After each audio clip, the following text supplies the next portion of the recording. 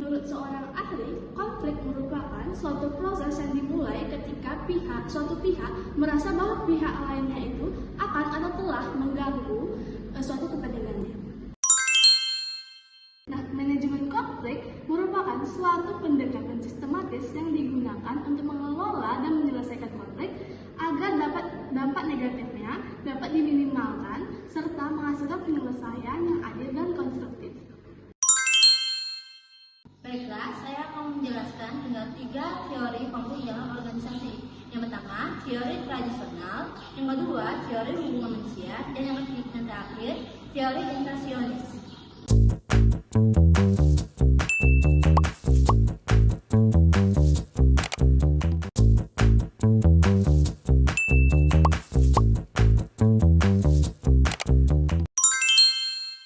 Nah, di sini saya akan membahas mengenai 9 jenis konflik organisasi. Nah, yang pertama itu adanya konflik interpersonal, yang kedua konflik intrapersonal, yang ketiga konflik antar pribadi, yang keempat konflik sosial, yang kelima konflik antar kelas, yang keenam konflik rasial, dan yang ketujuh konflik budaya, yang ke-8 konflik internasional, dan yang terakhir konflik keluarga. Sekian. Nah, selanjutnya ada beberapa sumber dan penyebab konflik dalam organisasi. Yang pertama itu adanya perbedaan tujuan dan kepentingan. Yang kedua perbedaan persepsi. Yang ketiga komunikasi yang tidak efektif. Yang keempat keterbatasan sumber daya. Yang kelima perbedaan nilai dan latar belakang individu. Yang keenam ketidakjelasan struktur dan pembagian tugas.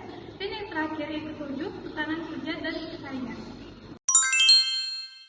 Tahu nggak sih kalau proses terjadinya konflik itu ada 5 tahapan.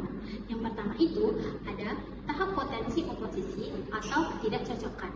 Lalu yang kedua ada tahap kognisi dan personalisasi.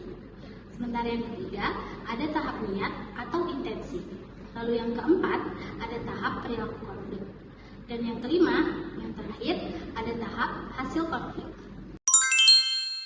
Selanjutnya kita akan masuk ke dalam dampak konflik dalam organisasi, yang mana ada 2, yaitu dampak positif dan juga dampak negatifnya.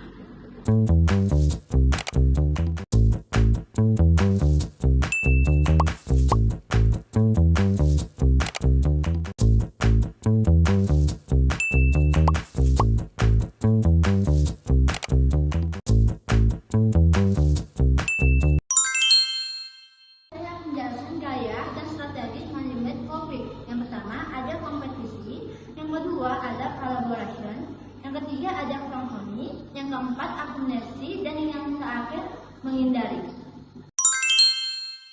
Nah, teman-teman tahu nggak sih ada berapa banyak macam teknik penyelesaian konflik dalam organisasi? Nah, di sini saya bakal membahas 6 macam. Yang pertama itu ada negosiasi, yang kedua itu mediasi, yang ketiga arbitrase, yang keempat konsiliasi, yang kelima musyawarah, yang keenam kompromi.